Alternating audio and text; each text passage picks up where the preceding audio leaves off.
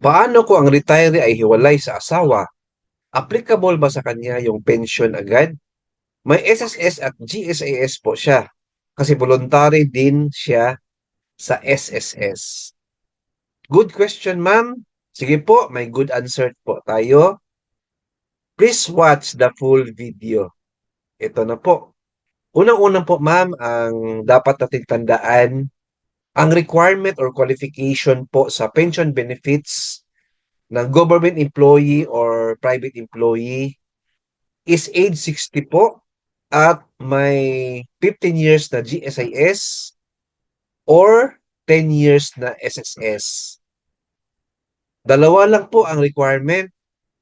Pag makomply po niya yan or pasok siya dyan, certainly po may pension siya.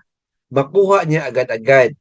Regardless kung hiwalay siya sa asawa or may asawa siya or may girlfriend siya.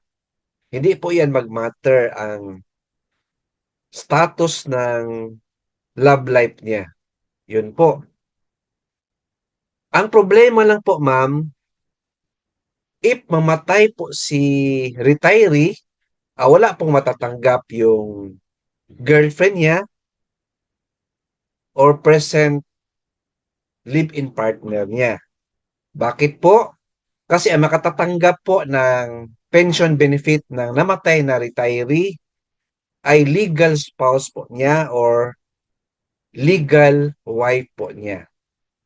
Kahit hiwalay po yan sila, siya po ang legitimate na makatatanggap ng pension benefit ng namatay na retiree. Ayan po. So na-mention niyo po, may SSS po siya at GSIS. Good for him po. Kagaya ko, meron din akong SSS kasi self-paying ako, tsaka may GSIS po tayo.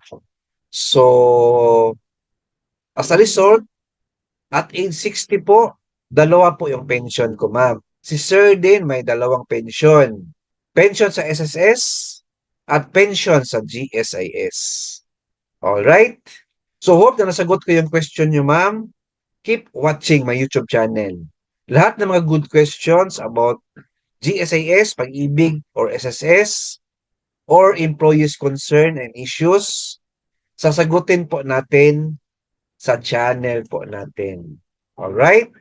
Please like, share this video, and subscribe my YouTube channel. Thank you, God bless, and 2 thumbs up.